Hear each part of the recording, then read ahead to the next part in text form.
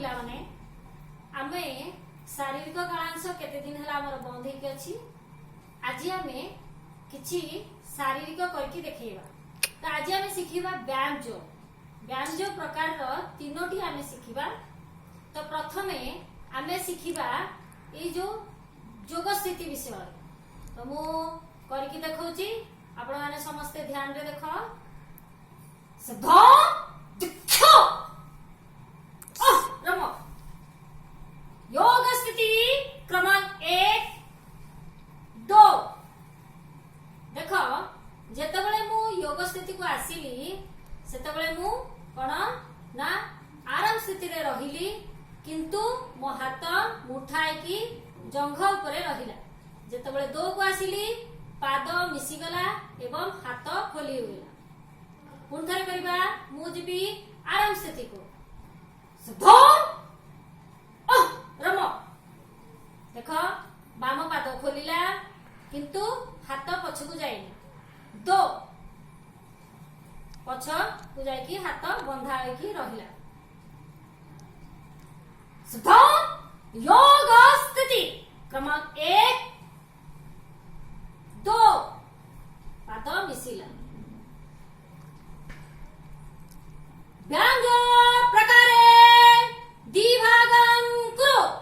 1 2 3 4 5 6 7 8 9 10 11 12 13 14 15 स्तव। तो ये हेगला हमर व्यायाम जो प्रकार 1। वर्तमान आमे करिबा व्यायाम जो प्रकार 2। सधो व्यायाम जो प्रकार 2 द्विभागं कुरु। 1 2 3 4 5 6 7 8 9 10 11 12 13 14 15 सब हला।